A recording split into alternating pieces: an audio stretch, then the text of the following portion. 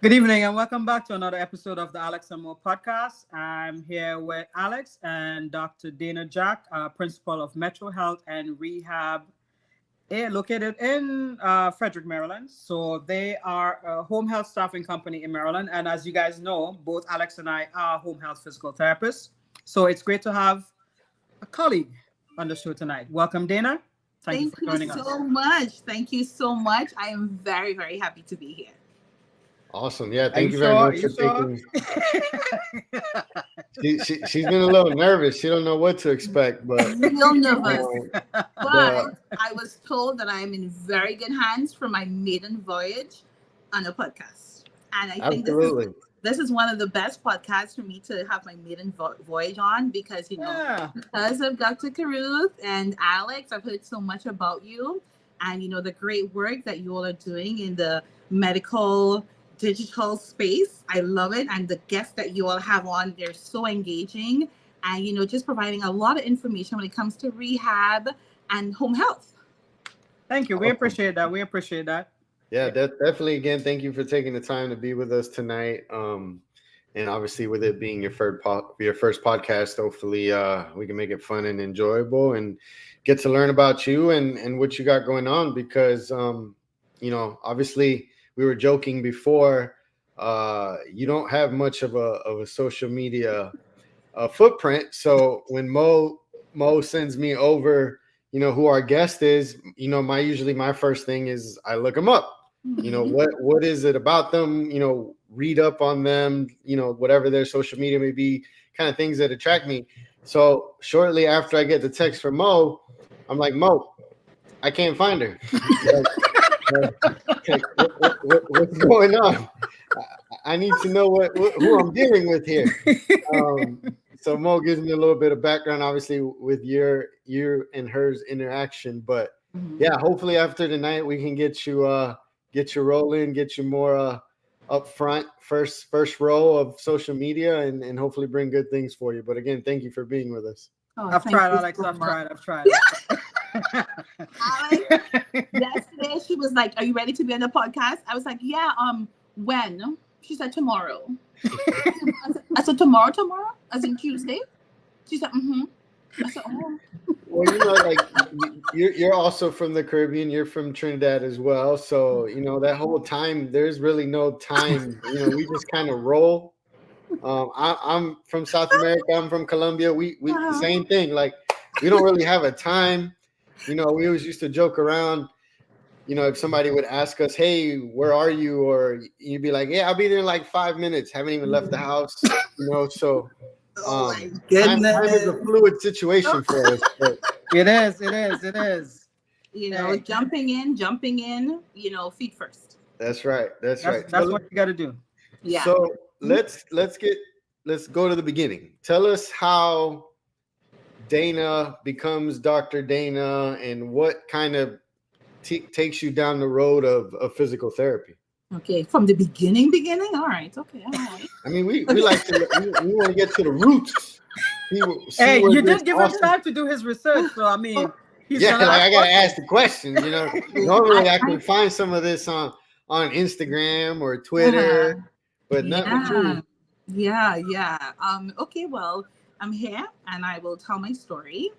I'm from Trinidad and Tobago, just like Monique, and I left my country thinking that I was going to be an infectious disease physician. I left, I went to undergrad, did everything that I needed to do to get into med school, right? And while I was got into med school, while I was waiting for my funding to come through, I was teaching, actually, high school, teaching pre-calculus and honors geometry. High school, Montgomery Was that County. here in the States? That was in the States? Yeah, in Montgomery County after undergrad, yeah. Loved it, made a lot of friends, a lot of colleagues. And while I was, I was just doing that as interim while I was waiting for my funding. And then they said, "Oh, yeah, your funding's not going to come." And I was like, "What?" Really? So I had to so all of that, right? So we're talking years of envisioning myself becoming an infectious disease physician. I had to rethink my plan. and imagine having a plan for all those years, and then it came down to funding. I'm an international student here in America, no family, just the made family through friendships, right? And I was like, well, what am I going to do? And I was talking to one of my colleagues that I made while I was teaching, and she said, well, what about physical therapy? Because the med school program, you had to get funding, right? From like your government or from like a business or something, because it was an international medical school. And I was like, physical therapy, what's that? And then she's like, look it up. So I said, okay, all right. So I looked it up, and I applied to the same school that I had applied previously for med school. I turned down because the funding didn't come in time, and then got accepted into the PT program. Not knowing, not even having an internship in physical therapy, just doing some cursory research on the internet. And I like I'm doing today, I jumped feet first in, and started PT school. And it was very interesting because my classmates, they were from varied backgrounds, right? I was the only one from the Caribbean, but in terms of like their undergrad degrees and stuff, we had someone who actually was in the Army, and he was responsible for tagging, unfortunately, bodies on the battlefield. We had someone who had their major was pre-physical therapy, and I didn't even know that existed. We had sociology majors, we had kinesiology majors. I did chemistry and biology because I was getting ready to go to med school. So I was particularly drawn to the program that I went to because there was a business class. Imagine going to PT school because of one business class. Which school was this, Danah? Oh, I went to George Washington University in DC. Yeah, there was a business class, and I was like, yes, because I always had that entrepreneurial spirit. I had my family there into business. I had a business when I was 16, 17. So I was, I wanted to make a business out of this, so I went through all those long hours. And also I liked working with humans. Okay. I love the medical field. I love the body. I love muscles, bones, because I was also a track athlete throughout high school and also undergrad. So the whole idea of the physiology and the kinesiology of the body really, really interests me. So, and that's really and truly how I became a physical therapist. Would you do it over again? That's a very good question. And I know you've asked me this question before, and with all honesty, right? Looking at the progress and looking at the opportunities that they are in the profession, I would. You would? Yeah. So that's interesting. How long have you been practicing? 13 years, actually. Okay. So yeah. You're close to me. So I'm not going to ask you how old you are, but you're close to me. So it's interesting that you said. Wait. No. I said, no, it's 15. I got 15. I was just about to say 15. Yeah. Okay. So you're right where I am. So we're all in the same boat. Are we gonna count the internship and the rotations? Are we counting that too? Well, that was part of school, yeah. but okay. Right. But I know I did you know what? When I when I did my rotation in the SNF, that's when I fell in love with SNF, and I was working. So yeah, let's start from there. So, but anyways, you mentioned that you picked the program at George Washington because there was a business class, right? Mm-hmm. And that you had this entrepreneurial spirit from a young age, and obviously your family influence. Mm-hmm.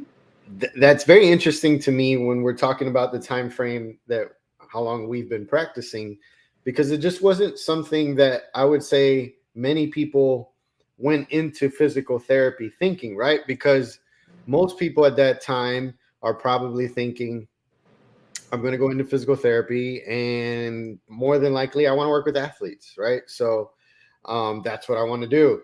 And the only place that I do that is in an outpatient facility, right? So I'm either going to work at a hospital or I'm going to work for one of these big corporate, because at least to me, like, it wasn't really known, the small private practice. It wasn't like that was what was pushed, right?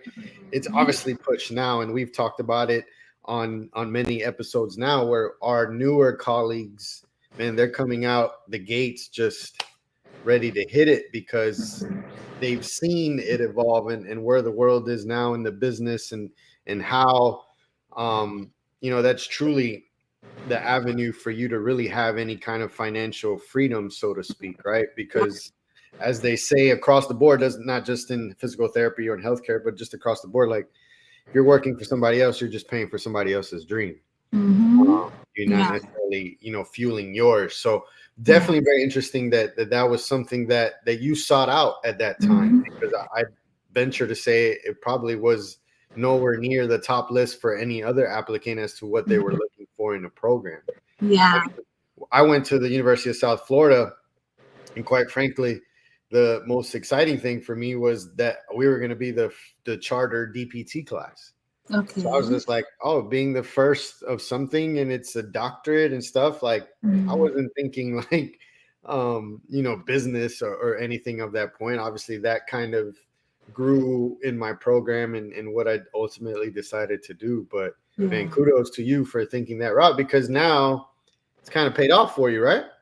It did. It really did. And you know what's interesting is that was one class, one PT, one business class, right? Hold on, I think my light just went off. Yeah, that was one PT class, one business class. And I was disappointed.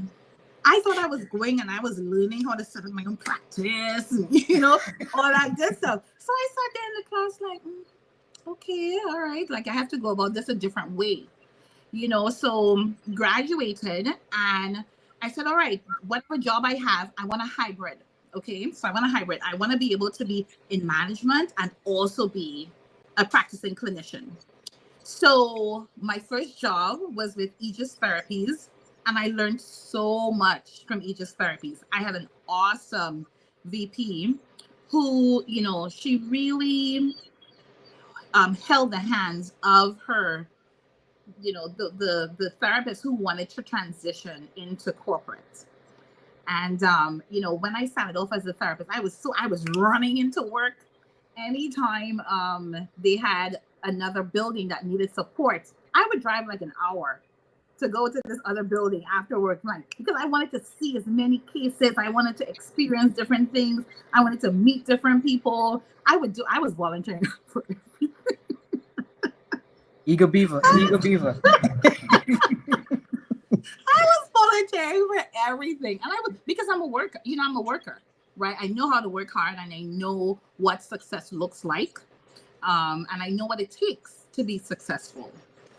So move quickly from a clinical role into what they call it RPC, rehab program coordinator. And then from that into a director of rehab role. And that's where I learned the business. That's where I learned the IBIDAs, right? That's where I learned about the profit margins. And, through that VP, that really held my hand and all of the DOR's hands to show us the business. She was really concerned about the business of rehab. So what advice would you give, knowing that you had that experience on that foundation, because it definitely has paid off with you having your own business now?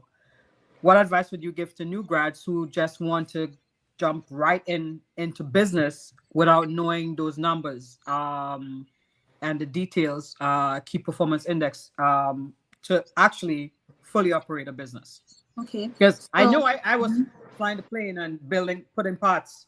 Yeah. I was flying, hoping I wouldn't, fall down. And you know me, I'm also a lot about compliance, right? And that's because of that foundation with Aegis, right? So let's say, so my advice would be, okay, if that's what your focus is, but you also want to improve your clinical skills and be able to talk intelligently, clinically, practically, and not from the textbook perspective. I would say get with a company and, ask to be one of the folks in corporate to be a mentor, and try to climb that ladder really quickly where you get some of that clinical experience, like probably for 1-2 years or even 1 year, and then you jump into the management role. Now, a lot of these companies, there's a hybrid, right? So even though you're treating, you're also in the management role. Okay, so and that for me was kind of difficult because I worked a lot, off hours doing the management side, and then I would be in the clinic treating. Okay, but I think now they're probably moving away from that a little bit, where they see the benefit of having a director of rehab in the facility, just focus strictly on running the business and keeping the employees and the patients engaged. So how long were you the DOR? So I think I was DOR for like 3 years with Aegis.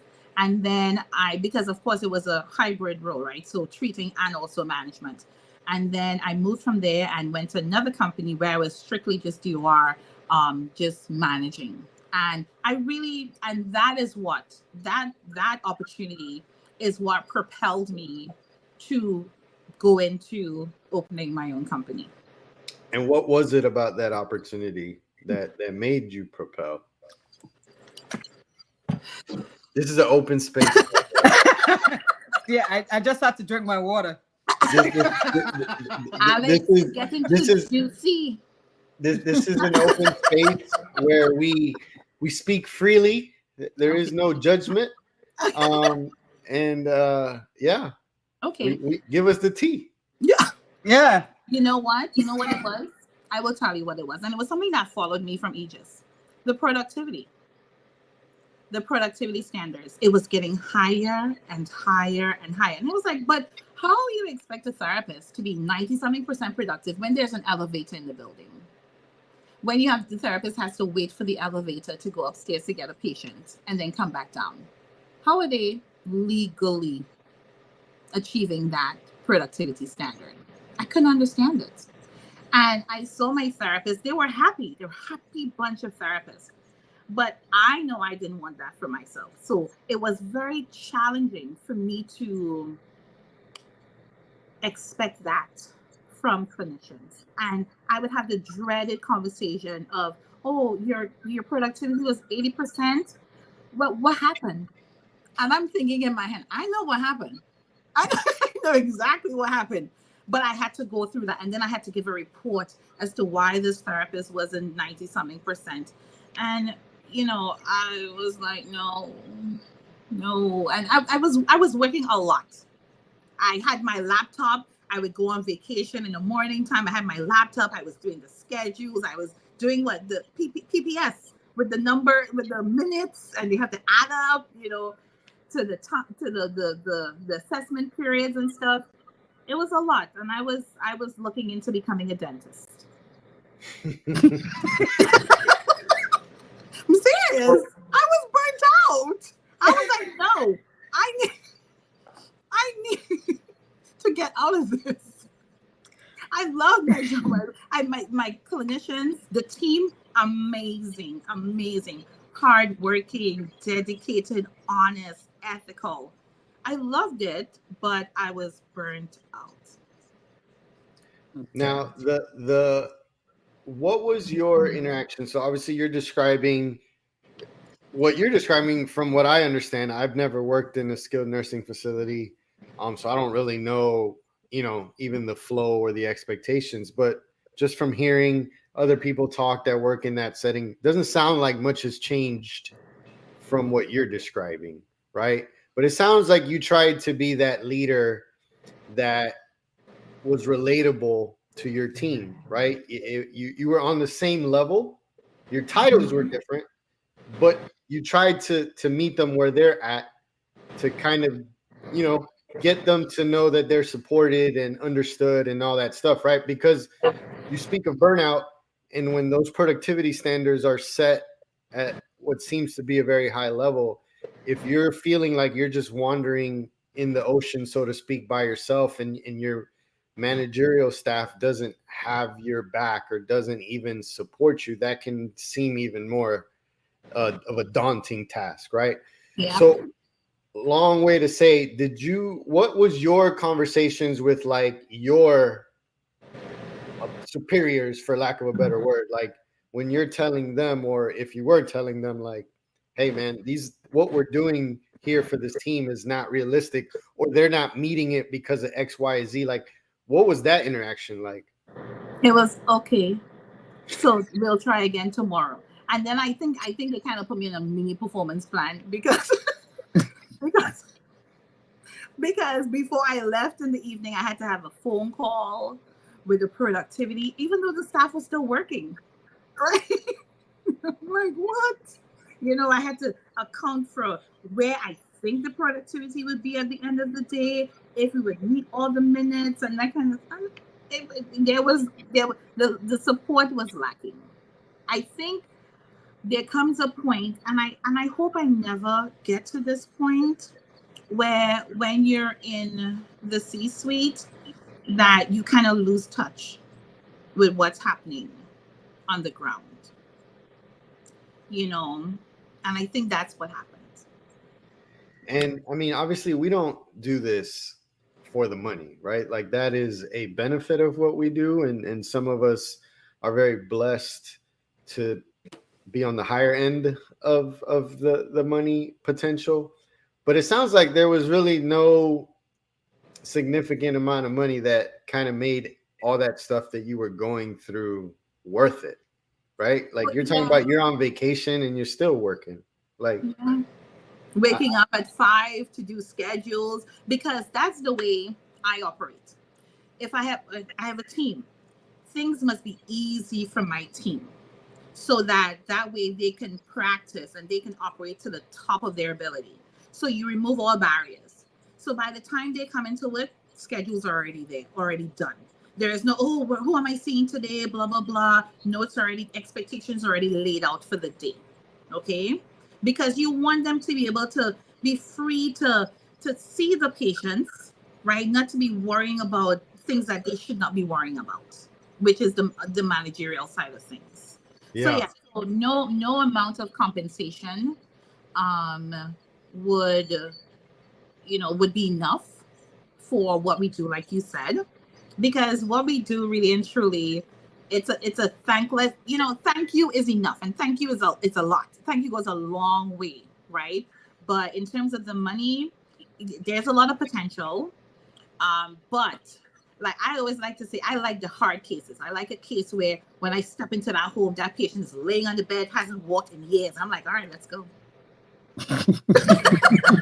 Mo, you had a patient like that not too long ago. What are you talking about? Yeah. And for me, that's the compensation right there. Yeah, that's it. Well, Jeff Moore was on the season, and he had made comments warning therapists, if you are a really great clinician or good clinician, to be careful of accepting promotions to the managerial role or C-suite, because you find yourself in a situation like that. And but I always have this belief that the type of employee you are will translate into the type of boss or owner you become. And seeing that you try to make everything work well for your team, so your team will feel appreciated, that it will take the pressures off of them to just do what they love, which is treat the patients. I see that now in our collaboration, that's the type of owner you are. And that's how you run your business, and that's why you attract the contractors that you attract to work for you. So kudos to that. If anyone out there is planning on being a boss or owner, if you are a difficult employee, or if you suck, your work ethic sucks, trust me, you're not going to be a good business owner. And the people that you attract to work on your team are going to do you the same thing that you've done to other people. That's all I say. No, I think that's facts, Mo. I mean, I run my business as just me, right? I didn't want to deal with hiring, paying, managing, like I wanted to work for myself, have the freedom to do what I wanted to do, how I wanted to do it. With that said, you're in business now with other business owners or people that are trying to run their business. And those are some of the obstacles that you run into, right? It can be something as simple as just the communication on how the patients are going to be seen, how they're scheduled, how those referrals come in, to more serious matters is like, are you paying me on time? Are you doing what you need to be doing? Like, I did my part of the job. Like, you need to do your part, right? But I think work ethic is the number one thing. I think if you have any ambition of wanting to run a business, whether you're doing it my way, which is just for myself, or the way that you two ladies are doing it, where you have a team, you have a group, you have people in places, like, it all comes down to your work ethic. I mean, Dana, if I lived in your area, I think I'd want to do business with you, because you exude this, like, yo, let's work together. Like, this isn't me sitting high and mighty over here or anything of the sorts. It's like, let's just work together so that we can both eat, and this is something that I tell Mo all the time. Like, there's more than enough for all of us to eat. Oh, yeah, more the than pie enough, is big enough, right? The pie is big enough. But when we're doing this clashing because of egos and whatnot and work ethics and all that stuff, it only complicates it, right? So it takes this big pie and makes it into this real small thing where we're trying to fight over crumbs when we're just wasting time there. So I think that's a great point, Mo, because just in listening to you and talking, like, you could see your work ethic. You can see that you want to make things easier. And those are the type of people you want to work with. Those are the type of people that if you ask, hey, Alex, can you do this extra for me? Hey, Alex, this patient, I just got this referral. I know it's like 5 o'clock on a Friday. Do you think you can knock it out? Absolutely. Absolutely. Because you've shown that this goes both ways. This isn't just you trying to eat and me over here just starving, killing myself trying to get stuff. So absolutely. So tell us now, how does this burnt out, I'm tired, this isn't for me, lead to Metro Health and Rehab? Hey, remember she said she wanted to become a dentist, right? Yeah.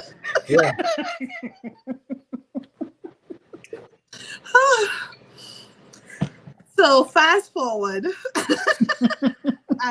Monique was there for everything. She was there for everything. She was there for the phone call.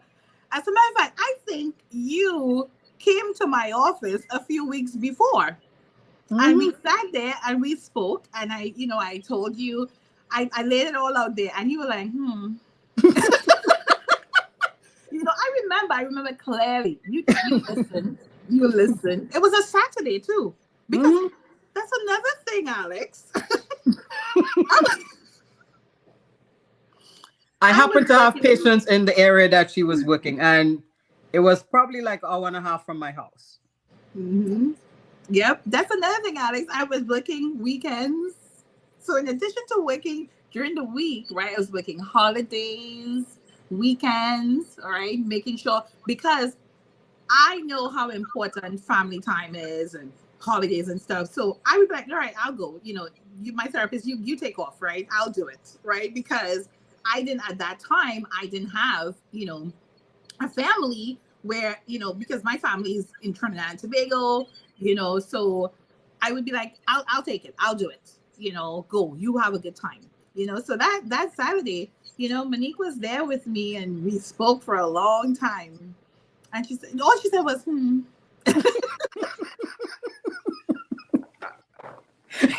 I can see that too. But also another thing I failed to mention is that I was doing home health ever since I graduated from grad school.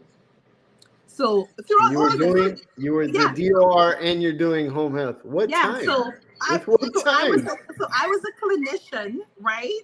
I was a clinician, then transitioned to DOR, which is clinician and managerial. And I was also doing home health. But I would see like 1-2 patients.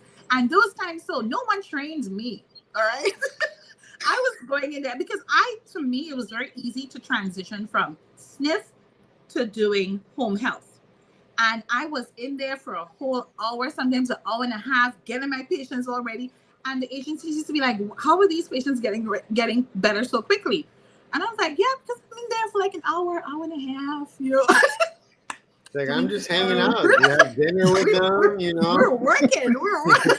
And this is like after work or before work, because I didn't, with my 30-minute lunch break, I couldn't run off to go see a patient, but all of this was, before, after work. And Monique, after a while, she said, well, why don't you, come over into the home health space? And I was like, all right, okay. Full time. I was like, all right. She was very tentative. She didn't think No, but let me ask you possible. though, what was the why behind you doing home health from the beginning though, right? Because you're busy as all get up. Mhm. So you're maybe like you said, you're maybe doing 1 or 2 visits a week. So I can't imagine that the motivation there is money, right? Because if you're Actually, it was. okay, I It stand was corrected. money. It was money. But it was small money too, because back in those days, we were getting paid what, like $40-$50 a visit. And remember, I was in there an hour and a half. But I was having fun. But remember, so it was both. We, It was we the have to money. have a conversation about that. So, in the beginning, it was all about, because remember, I was telling you, right, that I just wanted to experience all different types of etiologies and presentations and impairments, right? And I immersed myself into a lot of opportunities, and then I was getting paid for it too. So I was having a good time. All right. But I would tell you, the number one driver that really propelled me to making the jump from going into that secure every 2-week paycheck, because I was salaried, right? But no overtime, because I'm a worker bee, so I'm working, doing what I gotta do. It was because I wanted to create an atmosphere, an environment for clinicians that when they need to go on vacation and spend time with their family, they can go no problem. To make money, they can be here. To have a supportive colleague that supplies patients to them if they want to be an entrepreneur themselves, or not even go through that route, but just see patients to make a little bit of money and have the flexibility. Because what I was noticing is that the space was not clinician friendly.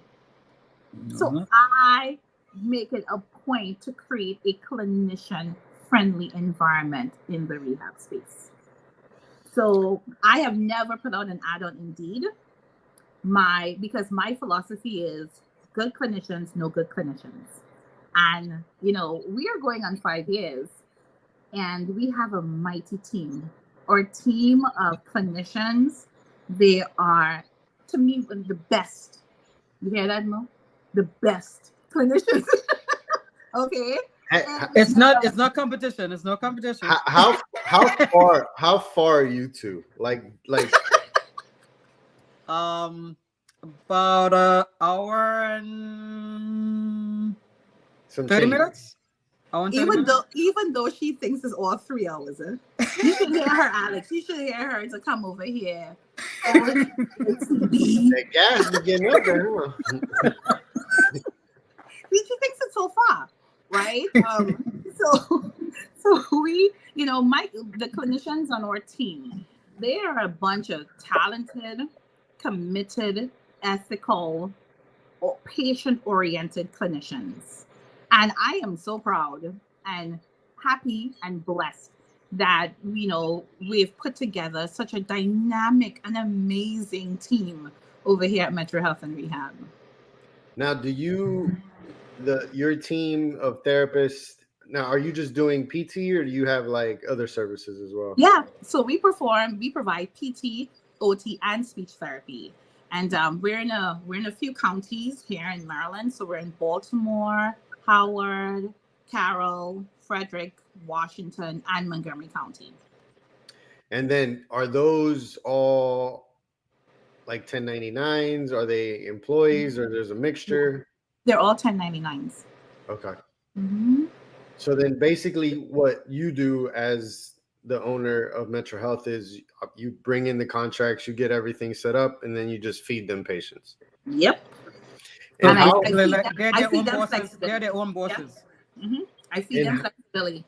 and how have you gone about, so for somebody who may be watching and is thinking, hey, I want the Mo and Danah model, what do you say to that individual? Like, what is the most important thing that you've probably learned, and Mo, for you as well, that you had to learn the hard way?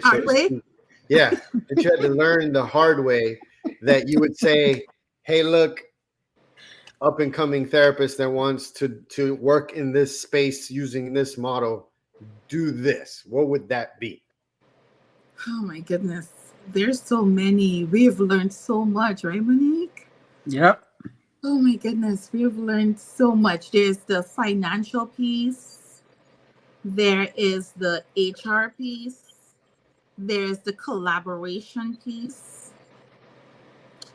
Oh my goodness. Where do I start? Let's start here. One of the things for me, and I don't want to call it a hesitation, but the question that always comes up in my head is, how do I go out and generate these contracts, right? Like, because it's real easy, like what I did, and I guess in a sense you would do what I've done, but on hopefully a much bigger scale. But it's just like, what do you do? Are you looking on Indeed? Are you on LinkedIn? Like, how are you making these connections? Great question. So what I did was I went on the Maryland Department of Health website, and I pulled a list of all the agencies in Maryland, created a script, and my sister, who was actually my first admin assistant, she called. We started at A because it went from A to Z. And she called. We created a spreadsheet, the name of the company, the date we called, what we said, the feedback, blah, blah, blah, all that stuff. And we cold called. And we said, this is what we're offering. Okay. So that was one aspect. Another aspect was, Monique, she's in the community, she has a lot of contacts, and she was able to, talk to owners and get contracts with them. So some of them we did not know because of the cold calling. And then, some of them we knew through Dr. Monique. And then when a few years into the game, people were calling us because our product speaks for itself. Okay. So let's back up. You said you called and you said, this is what we're offering. Mm-hmm. What are you offering? Like, how are you different than... Okay, so I will tell you. So how are we different?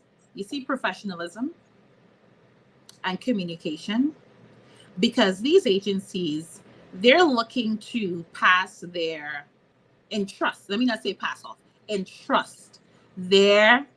patients, their clients to a rehab team, and they can close their eyes.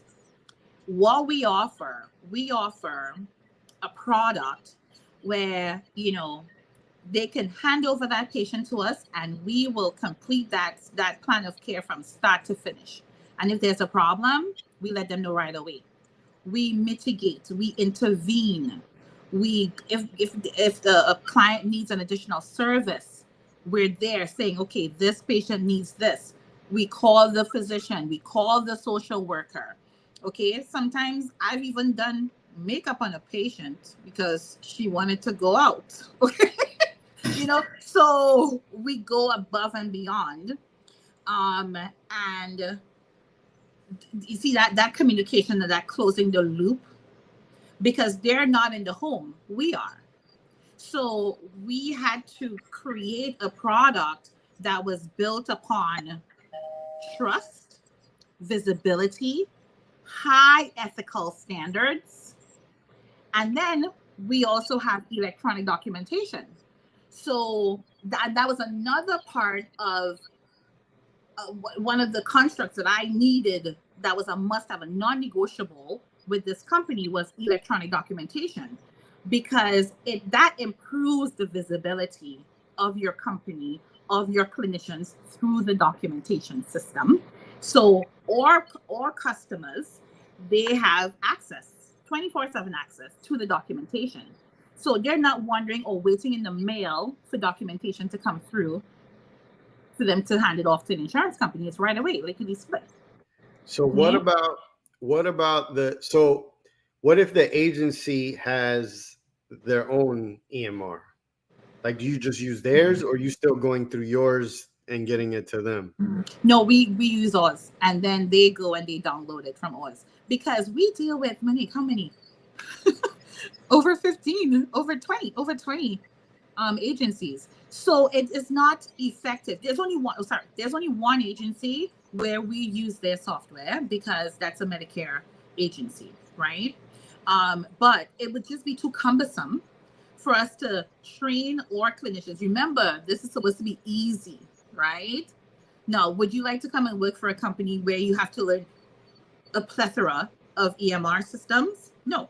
So we made the decision that we're sticking with this one EMR, and then we give our customers access to that EMR system. And our clinicians love it. We can't hear you, Money. You're on mute. We also made sure that it was clinician friendly, because we are also clinicians. See, and that's one of the things. So like in my setup, obviously I 1099 with the agencies, but I use whatever system they have. That's a lot. With that said, I only pick agencies that have, basically I only deal with like 2 or 3 EMR systems, right? Okay. So if the agency doesn't use this EMR system, then I'm not going to do business with them, right? Okay. Now, the good thing, at least in my area, is a lot of agencies use basically 2 EMR systems. So it works out for me in this situation to where I don't have to learn a bunch of EMRs. Matter of fact, one of the people that I do business with, they're like, hey, we're going to take on a new agency, or the agency we were using switched EMRs. I said, I'm done. Like, wow. Like I'm not learning another EMR. Right. And eventually this person decided as a whole that she wasn't going to do it, because, you know, she didn't want to lose you. Exactly. It was like, I'm not doing it. Yeah. You know, I have these 2 main EMRs that I do. And that's about it. Like, and going back to what you were saying about making it easy, and when I asked you, what is it that you provide? Like, in my head, for my scenario, I always look at it with these agencies and with the people that I contract with as, how can I make it easier for you to make your money? Right? So yes, everything that you pointed out is absolutely right. We still need to take care of the patient. We need to address all of their needs and everything that goes with that. I mean, I feel like obviously we're stating it, but it should go unsaid, because that's what we do as therapists, is provide care, total body care, especially in home health, when we're dealing with whatever is their ailment, is their living situation, their family situation, their financial situation. All of that factors into what we do. But when I'm dealing with another business owner, it's like, how can I make it to where you can make your money the easiest way, right? And for us, at least for me in my situation, is the documentation. The documentation has to be done, and it has to be done in a timely fashion, so that then their team can do what they need to do to bill and do all that appropriately. So like my thing is always like, look, if I see the patient today, by the time I get home, that note is done. Oh, wow. Okay. You're getting paid. You're going to do what you need to do to get paid. I'm not going to be holding up your billing. Yeah. Your billing, right? And because unfortunately, at least around here, and I've worked with other clinicians where it takes them a couple of days. You know, I've had PTAs that are like a couple weeks behind on notes, and I'm like making phone calls like, hey, you're not necessarily my employee, but I can't work with you if you're not doing the documentation. Because when I come to do a reval, when I come to a discharge, or whatever the case may be, Like, I need to know what it is, right? But those are things that the owners and the administrators of the agencies, like, they don't want to be dealing with that. They literally want to, here's a patient, see the patient, bill it, make money, and just keep it going. Right? That's exactly what we do. You know, we solve their pain points. From start to finish. If they're doing the billing and getting the cases, we're taking care of all the HR files, we're taking care of the documentation, we're taking care of training the clinicians, and we minimize the patient complaints by providing great service, and we do it on time. So timely start of care, timely discharge, clients get better, everybody gets great review. Absolutely. And that's why people end up calling us to do contracts, but not everybody is our client. We have rejected quite a few people. Oh yes. Yep. Because they're standards. If you can't meet our policy procedures, basically, no. Yeah, because no. This is not good business. All business is not good business, and we have learned that the hard way. In the beginning, Alex, we were taking everything. We were taking. It's so interesting to reflect on where we were and our journey, because we haven't yet made it, right? We're still growing, we're still learning, we still have a lot of pain points, but we were taking everything. But we decided that our product is too good to just be taking everything that comes our way. So we have a very intense screening process, you know, for the customers that we take on, because we're trying to avoid the pitfalls that we had. So give me some of those things. Like, what are without giving away the secrets, what are some of the red flags? What are some of the red flags? Like if you're late to the first meeting, because for real. Because for me, I take these things very seriously. That to me, and that to me is a big red flag. If we took the time out to send you a Zoom invitation for 12 o'clock, because you bear in mind, you contacted us. We don't call anymore. That's where we are. We don't call anymore, right? Big time. Because we know product. Moving on up.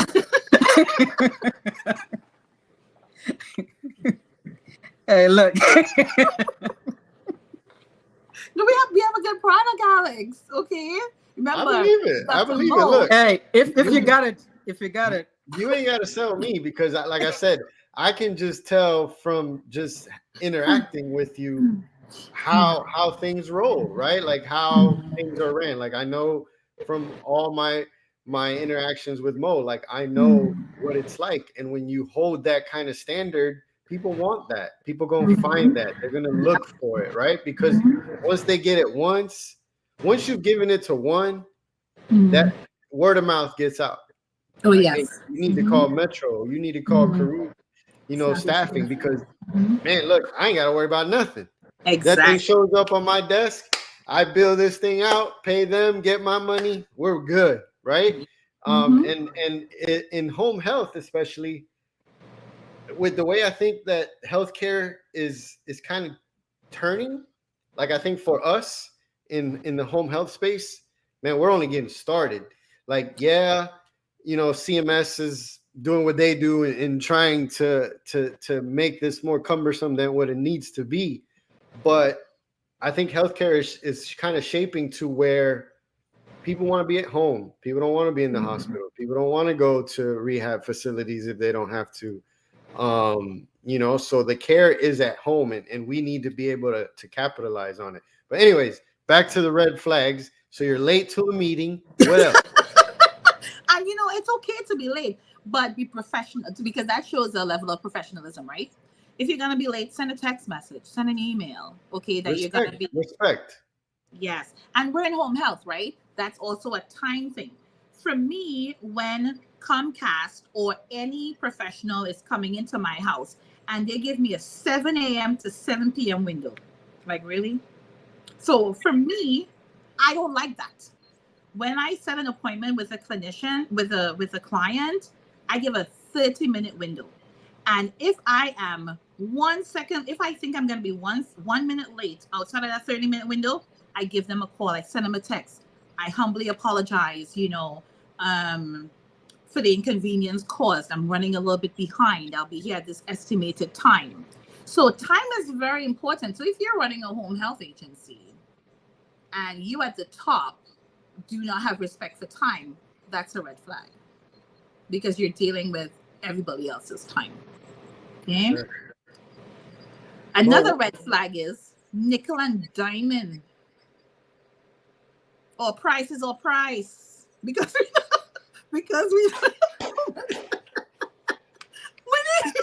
Look, that Caribbean's coming out, boy. That Caribbean's coming out, Alex, because we know our product, right, Malik? So once they start, we definitely do. And the thing is, a lot of people get the impression that because as women we don't know how to negotiate. So when we have that introductory meeting, they're shocked that they can't bargain us down to what they wanted. But if you know what your worth is, as Philip said, you got to know your worth. You just negotiate and you hold fast. Also, you set your boundaries. So people who can't respect your boundaries, that's another red flag. And for those of you who are now starting your business, I know it's easy to just want to accept every and anybody because you just want to have your money. Roughly, as Danah has said, and we have learned painfully, not every dollar is a good dollar. Okay? Because go ahead.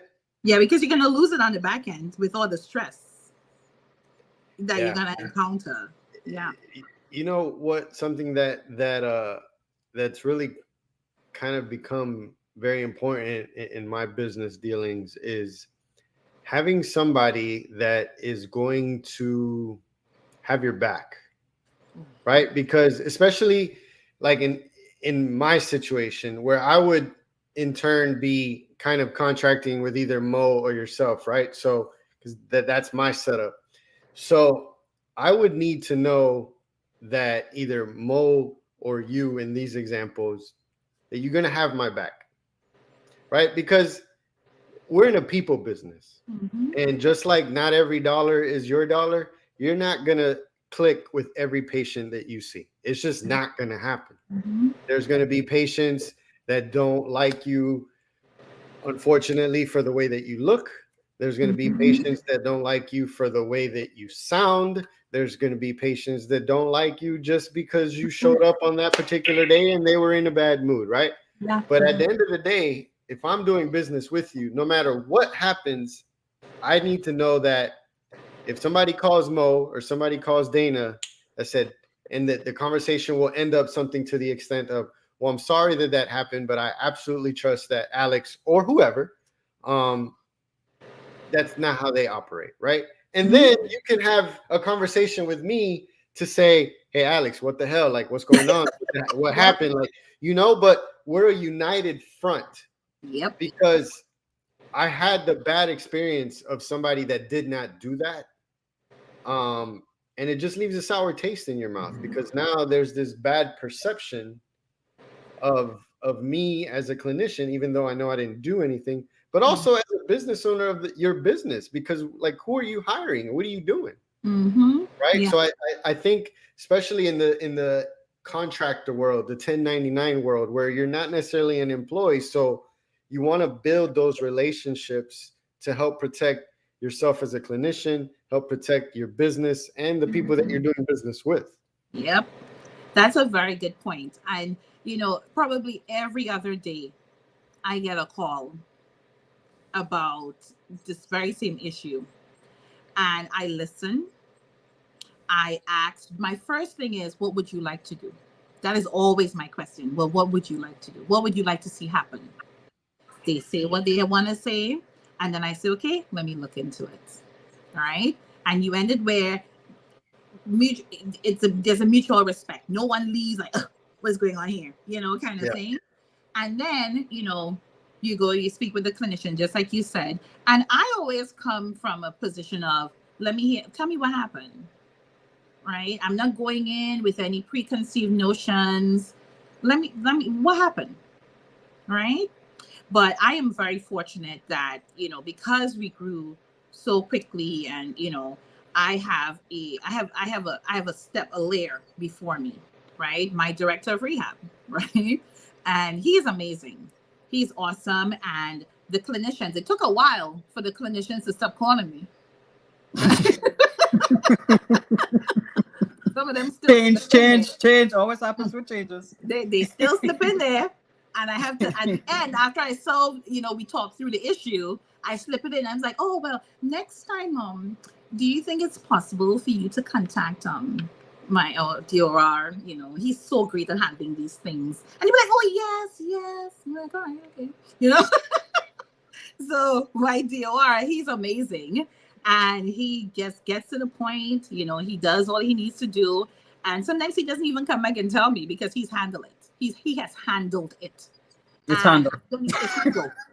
I don't even have to worry because he's just so amazing. And he knows, right, that I'm dealing with bringing in the business so that we could keep our clinicians happy. So he doesn't want to burden me with those things, right? So our team, they know, and I know Mo, from another perspective, she even offers mental health for her clinicians, right?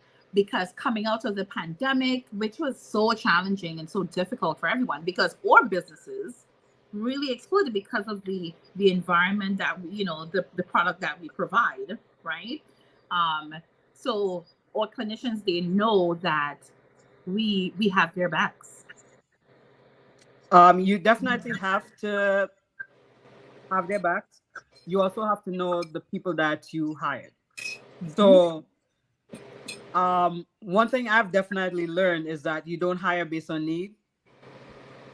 Don't hire based on need because you can get desperate, mm-hmm. and you could end up with that one person that could wreak havoc on what you have worked years on building. Yes. So you also have to trust yourself, to trust your team. They're the ones going out there every day, Monday through Friday, some who work on weekends. Being the face of your business.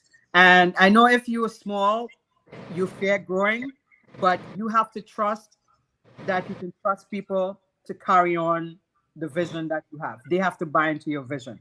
Mm-hmm. So a lot of companies too, if depending on who is running that company that we may contract with, every little complaint that they have, they're gonna turn it into some big deal when it could be just a simple thing like, okay, a client may hear that, okay, you said you're coming, you told me you're coming between 10 and 11, but 10 o'clock comes, 10:05, and they're calling you like, you said you'll be here at 10. I'm so sorry. There was a misunderstanding that I would arrive at your home between 10 and 11. I'm on my way. If you prefer that I give you a text or call when I'm on my way or showing up, I will gladly do so. And it resolves quickly. Mm-hmm. But a company will be like, oh my gosh, we're going to lose this client. No, communicate, talk. So yeah. So that's something we've been having to deal with as well too. So yeah. Mm-hmm. So Danah, what's next? What's next? Oh my goodness. Hopefully not dentistry. No. Oh my goodness. We have so many plans to expand. And also, in addition to home health, doing the traditional home health, we are also credentialed with insurance companies directly. And we provide outpatient in the home, right? And we also have, one government contract. So we're getting into that contracting space. And I don't want to give away the little surprise, Monique, what do you think? Well, Alex, if you are an entrepreneur, so you have to have big, hairy, audacious goals. Absolutely. I'm a big believer that if your goals don't scare you, they're not big enough. So people Dana's been in 5 years now. I've been in 7. So collaboration is key. A lot of people are surprised to see that Danah, myself, and a former classmate of mine, that we collaborate and run as a unit instead of competing with one another. And to me, competition is for people who are on the ground. When you're trying to get above, you have to collaborate so everybody works together and we can all fly high. So we don't want to just do like the traditional home health. We're still gonna do that. But we want to bring our, what should I say, flair to it, meaning that we're gonna be companies that are for clinicians, okay, by clinicians. So if you want to have your own business, you want to contract, you don't know how to do it, we will mentor you. You can join us, okay? We will go out and do the groundwork of getting the bigger contracts so you can have patients, because a lot of people who are doing a 9 to 5, working at a SNF or at a hospital, are not afraid to go out and do their own thing because they might be scared that they're not going to have that consistent 2-week salary. Get over that. Yeah. Right, Danah? Yeah, get over it. Yeah, she was afraid to do that. That's why I kept saying, But don't walk away from this podcast thinking that it's going to be easy. Okay? It's not. Because in the beginning, when I took on, because Alex, you're on your own, right? So you do not have to worry about meeting payroll. You do not have to hunt down customers to pay you on time because your payroll is pulling from your business account the next day, right? So that's something, that we had to go through in the beginning. We're wondering, are we gonna meet payroll? And 2 sleepless nights, I tell you. So don't think that don't walk away from this podcast thinking that it's gonna be easy, that things are just gonna fall into your lap. All right. That, okay, once you have the tools, the collaboration, you have the contracts and stuff, you have your boundaries, you still need to have that mentorship. You still need to have, what they call, like, what do you like to call it? The secret word? And I like to call it the sauce. But you still need that sauce.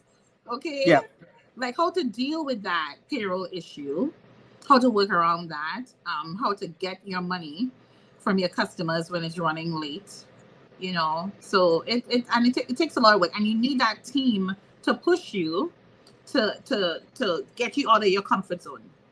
Like with Monique, you can't sit down in your comfort zone eating chicken and chips. She's not gonna allow it, right? No. All right.